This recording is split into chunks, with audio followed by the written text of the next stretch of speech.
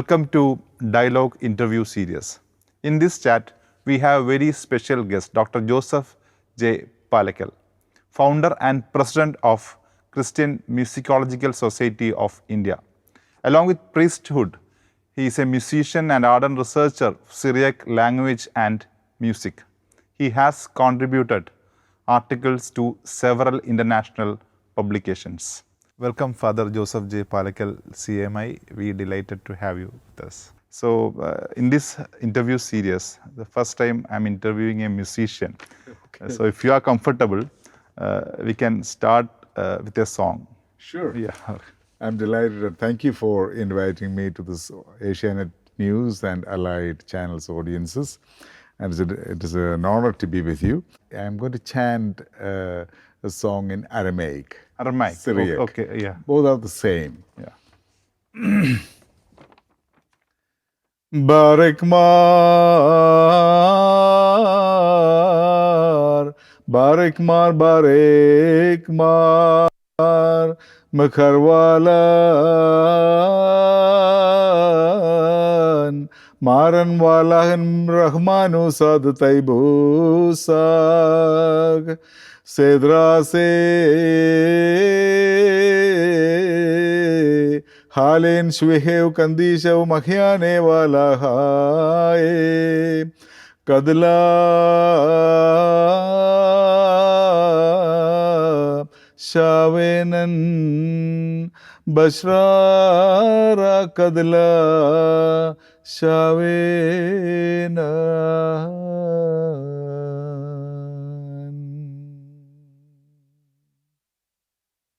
A very peculiar tune. What does this song mean? Okay, I appreciate the use the word peculiar. That is the first and foremost thing. It is in fact peculiar. The song is from Syriac Kurbana in Syriac, which we don't usually hear these days. And here is, in the middle of the Kurbana, the priest, the celebrant becomes aware that he is insufficient to deal with the sacred mysteries. So he is telling God, I am unworthy. I am truly unworthy. Kadilla Shavenan, I am unworthy. Bishrara, in truth, I am unworthy. That kind of supplication, acknowledging his sinfulness, his inability to be in the sacred space and sacred moment, to handle the sacred mysteries. Early times, Syriac language was considered as an elite language among the religious leaders, yes. Christian leaders. Mm-hmm. What happened to the Syriac language when languages like Malayalam, Telugu, Tamil, Kannada, Hindi, church service become widespread? Okay, what happened to the Aramaic language? First of all, this is the language of Jesus. This is the spoken language in the first century Christian era in Palestine of the Jewish people. Okay. Jesus and they all spoke Aramaic.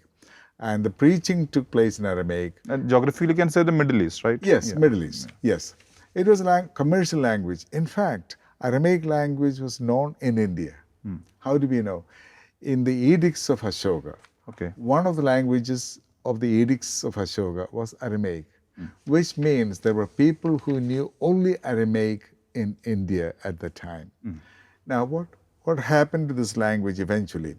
In the 7th century, when Islam became prominent in the Middle East, slowly Arabic replaced Aramaic.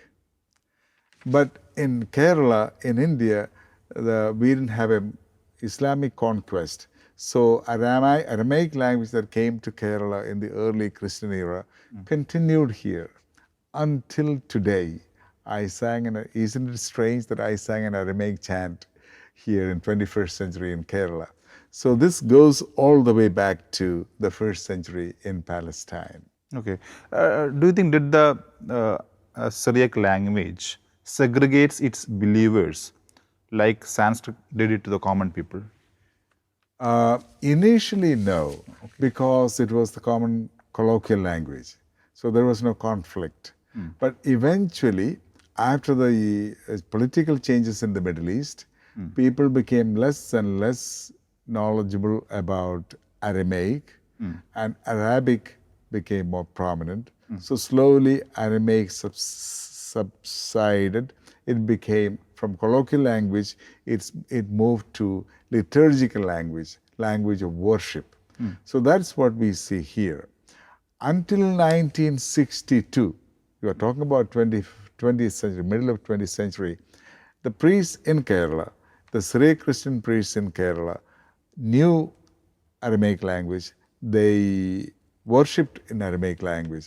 But then people were not that educated in the language. So slowly we transitioned from Aramaic to the vernacular. Exactly, the time is 1950s and all, right? 1962. 62. 57 to 62.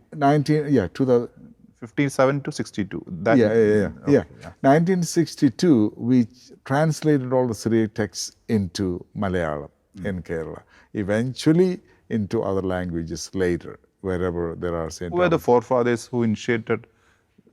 The hierarchy, the bishops of the Syriac churches, especially. I'm talking more about the Syro-Malabar Church because that's where I belong to. That's what I'm more aware of. So the bishops decided that people don't understand what they are worshipping, so they translated the whole text into Malayalam. There are many specialities in Syriac language. Yes. But when it comes to the tunes, what are the characteristics of Syriac tunes when compared to others? Yes, very good. First of all, the syllabic structure of the poetic text. Syriac language is not very complex, but the poetic structure, there are complex poetic structures in Syriac. So the melody is very, very simple. Very simple melody that helps to sing continuously like an epic, like singing epic poems. For example, I'm singing the Malayalam version that Father Abel CMI, from Kalabhavan, translated. ഉലകിന്നാഥ സവിനയമങ്ങേക്കുദയാരാധനയർപ്പിക്കുന്നു. And then keeps on singing the same text for quite a bit. So the poetic structure is very simple. Tarariram, tirariram, tirariram. This poetic pattern is quite familiar to us, Kerala. Pandannayuda pallinu shauryam pande pole phalikkುന്നിಲ್ಲ. That poetic structure is familiar to us. But there are other poetic structures that are not familiar to us that is unique. For example, in one strophe means a stanza. In one stanza, about 17 verses. Again, coming back to Father Abel Abelichan, one of his translations of a Syriac melody into Malayalam. നിൻകൽപ്പനകൾ വീണ്ടും വീണ്ടും വായിച്ചവയൻ ചിന്താവനിയിൽ വേരും നീ ജീവിതമെന്നാൽ അവയോടൊന്നും ബന്ധമഴാതെ അതിൻ്റെ വഴിക്ക് മുന്നേറി ദൈവപിതാവേ സുതനായി തുടരാൻ അർഹതയേതുമെനിക്കില്ല നാഥാ സരള മനസ്സായി നീ ചുങ്കക്കാരനുമാപ്പേകി പാപിനിയോട് പൊറുത്തല്ലോ പൊറുതി എനിക്കും നൽകണമേ. There is another rhythmic peculiarity in this melody. This rhythm, as we understand in South India or in folk music, as in classical music, is steady flow of beats. 1, 2, 3, 4, 1, 2, 3, 4, steady flow of beats. But rhythm, it is not metric, it is not cyclic as we understand in India. It is what I would call, through my research, is semantic rhythm, meaning rhythm according to the meaning of semantic structure of the text. നിൻകൽപ്പനകൾ വീണ്ടും വീണ്ടും വായിച്ചവയൻ ചിന്താവനിയിൽ വേരൂന്നി. There's a pause there, and that's a time for meditation. Another, that is one semantic unit, meaning unit. നിൻകൽപ്പനകൾ വീണ്ടും വീണ്ടും വായിച്ചവൻ ചിന്താവനിയിൽ വരും ജീവിതമെന്നാൽ അവയോടൊന്നും ബന്ധമഴാതെ അതിൻ്റെ വഴിക്ക് മുന്നേറി. Another semantic unit. So there is a pause there. So it takes into consideration the musicality of the common people, not specialists, but ordinary people. So the whole congregation can sing. They don't have to strain to reach a higher pitch or a too low a pitch. Later, the Europe, the Yes. Latin Yes. got domination over the Christianity. Political domination. Political domination. So Yes. what happened to the Syriac language, tradition, and music? Okay, good question. Rome was the political machinery in those days. They had the power, they had the money, they had the institutions. So they took over the whole thing. Fortunately, Persia, Edessa, the land of Aramaic culture, so that was outside the Roman Empire. So Eastern Christianity evolved, flourished in eastern regions outside the Roman Empire. So they were not affected by that. India were not affected by the influence of Rome. We grew independently. That is one reason why we should treasure the Aramaic language and liturgy in India and in the Middle East. Okay, personally, I am not much exposed to Syriac music, so initially I feel a little bit complex when it comes to text. Okay. When I talk, before this interview, when I talked to some church choir groups, they said the Syriac chants at first seems bitter, then sweet later. That's the feedback I got from them. So what's your take on this? Very good. That's a reasonable feedback. My take on this is, because I grew up with it. I was born in 1951. So the liturgy was still in Aramaic, Syriac. Aramaic and Syriac are the same, first of all. So at Pallipuram in my church, there were good church musicians. Alappuzha Pallipuram. Alappuzha Pallipuram. So I grew up listening to them. I was mesmerized by this music, the way they sang, the melodies and all that. So my ears were tuned to it. At the age of 9, I made my debut public singing by singing a Syriac chant. It's amazing that as a 9-year-old boy, I learned a Syriac melody for the Feast of the Blessed Virgin Mary on August 14th. And I made my debut on August 14th. And then I never thought I would come back to, as an adult, I will come back to this. This is the melody that I sang when I was 9 years old. The song I...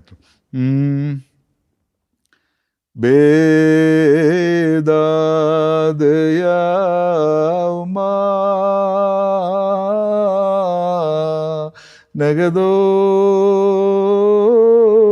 Klila Dasmirasa Dalikar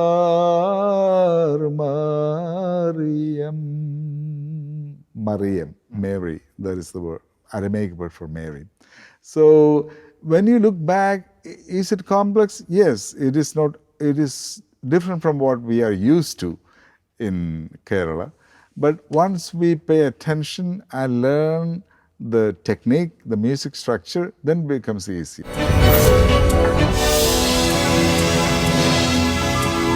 In India, what are the experiments going on in Syrian music? In my little research, there are some commendable efforts to blend Syriac music with Carnatic and Hindustani ragas. Okay, there are two aspects to that question. One is my own experiment with introducing raga into Hindustani raga into Aramaic chants. The other is there has been in the 17th, 18th and 19th centuries, there has been a blending of Aramaic tradition and Indian tradition. Why 17, 18, 19, after the Portuguese came here, they wanted to change our worship language into Latin.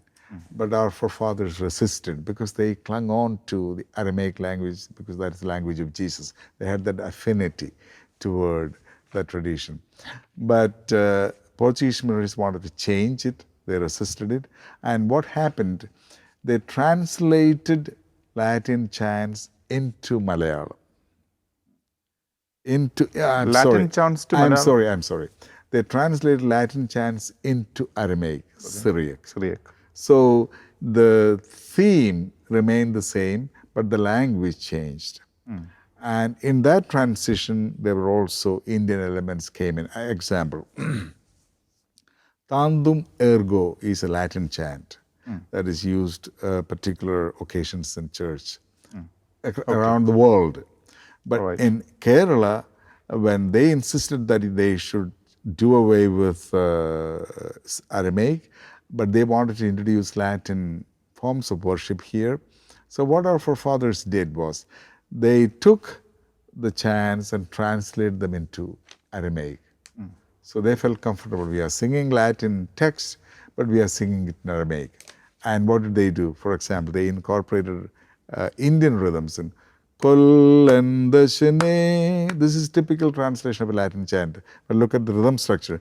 Kollandashane nakare ule nes godmayo selera. 1 2 3 1 2 3 4 1 2 3 1 2 3. It's like our Misra Chapa Talam, 7-beat Talam. Not that 7-beat Talam is not available in other cultures, but the way we divide the 7 beats into 1 2 3 1 2 3 4 into 3 segments is peculiar to India, especially South India. So they accommodated the text they composed the text into this particular style of rhythmic structure. So similarly, there have been so many adaptations. What are the activities and achievements of Christian Musicological Society of India led by you? Okay. Could you please enlighten us? That is my favorite subject. When I was doing my studies, I went to United States to do masters in ethnomusicology. Ethnomusicology is study of It's not in India. Not in India. We don't have it. Yeah. So while preparing for the doctoral thesis proposal, I thought I have to do something that nobody else has studied. That is every PhD scholar's ambition, to study something that nobody else has studied.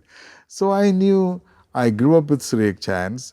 I knew that this Syriac chants is complex, and so why shouldn't I take that for my dissertation? So my proposal was about Syriac chants in South India. Fortunately, my professor, Professor Stephen Blum, was a specialist in Persian music. So he could connect with Syriac music because geographically the source is there, although we have modified it quite a bit here. So he agreed to be my guide, and that's how that journey ended. And my doctoral dissertation is on first academic study of a Syriac tradition in India. So it's a pioneering work. And that's great. Yes, thank you. And while studying that, I thought it shouldn't stay with me. The learning and knowledge that I got should reach out to a larger public. So in 1999, I decided to start Christian Musicological Society of India. When I proposed the term, many people were unaware. What is musicology? They know music, but Musicological Society was something new to them. So it is a continuation of what I did in my doctoral dissertation, studying about music, its history, its relevance to the local cultures, the mixing of cultures, and so on. So Syriac chants is a fertile ground for any doctoral PhD student. And that is the origin of Christian Musicological Society of India. Okay. How the transition happening in Suryani music when it comes to the new generation? The new generation, there are two ways of looking at it. The new generation, that is generation after me, I was able to listen to Syriac chants when I grew up, because in the 1950s. But by the time the new generation came, the worship became in Malayalam. So they are not used to it. One place they listen to this music is at the funeral. And they started associating Syriac chants with funeral services. So sometimes I have heard young people saying, Syriac chants, oh, that is music of the dead people. Unfortunately, that is out of lack of knowledge. The melody that I spoke earlier is like bright. There are so many bright melodies, fast-moving melodies. So that prejudice that this is music for the dead people is not correct. That is one approach. Recently, after I started the Aramaic project, which we may be talking about in a little while, Christian Musicological Society of India, I started introducing Syriac chants to the younger people. in this popular culture, we should document all these things digitally. So, what are the attempts to archive the Syriac music? Yes, very good. This is precisely what I'm doing now.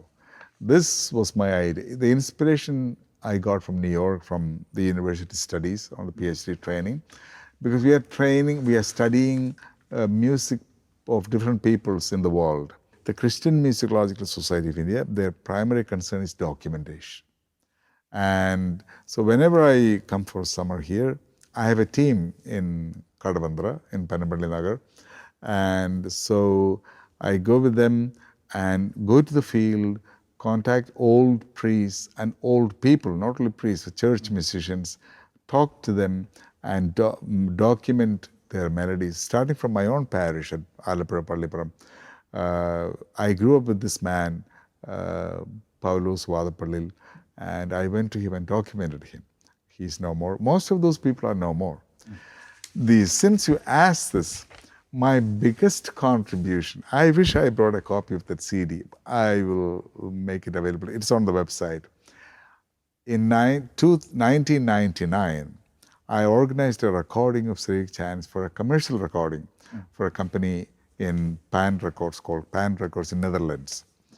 It contains Syriac chants, original Syriac chants, sung by priests who knew the language, who were in the tradition, including the main singer was Father Abel CMI. He was sickly, but he came to Mandanam in Kottayam.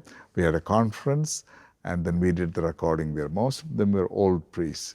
And that CD is a precious, precious product of intangible world culture. My all summer vacation that I come here is a working vacation. I don't spare a day. My brother takes me around Kerala. We travel throughout Kerala, locate people, record them. And once I go back to America, the office in Panampalli Nagar, they edit it and they send it to me. I write notes about it. So all these materials are now available on YouTube. YouTube is our storage place. So I am creating a database that can be accessed by anybody, anywhere in the world. The most recent development was Russian Orthodox Church is planning an encyclopedia of Christian chants around the world. And they contacted me to talk about Syriac chants, to write a chapter on Syriac Aramaic chants in India. So I completed it before the war, Ukrainian war. I said, I don't know what is happening now. They haven't contacted me. I haven't seen the proof of it yet. They're supposed to send me the Gali proof.